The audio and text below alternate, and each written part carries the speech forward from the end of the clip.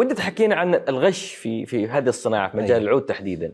في بدايات الوالد الله يطول في عمرك كان زار أحد التجار وكان كبير في السن، وشرى منه دهن عود، وكان لسه بادي قبل لا يبدأ في التجارة، كان هو من الناس اللي بدأ يشتري، فراح يستشير أحد أهل الخبرة في هالدهن العود، وقال له وش رأيك في دهن العود هذا؟ قال له هذا ما هو بدهن عود أصلاً. يا ساتر. اي هذا مخلط يعني. فرجع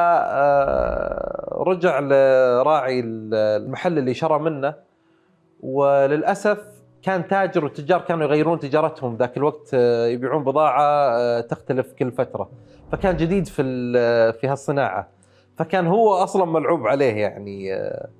وهذه كانت أول درس في الغش كان له يعني.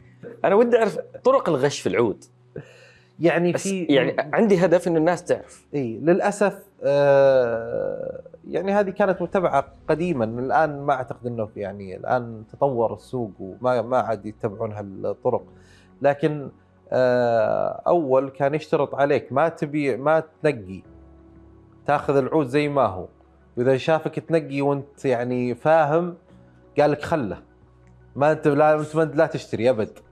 وكان بعضهم طبعا اتكلم ما هو في السعوديه، يعني انا اعتقد انه يعني قل ما على كلام والدي الله يطول في عمره انه ما قد قابل اي تاجر سعودي يغش في العود. للاسف اذا كان عنده شيء مغشوش فهو ملعوب عليه من التجار اللي في الخارج.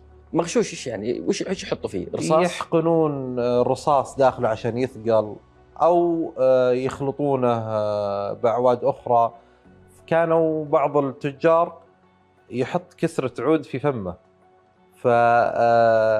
لما يقول لك نق اللي تبي أي كسرة، العود اللي في فمه جيد، يقول له نق أي كسرة تبيها، وياخذها أنت تعطيه، تنقي وتعطيه، يكسرها كأنه كسرها في فمه، ويطلع اللي في فمه الأول ويحطها، فيقول هذا اللي أنت اخترته وزين وجيد، فأنت يعني تصدقه وتشتري الكمية كلها للأسف.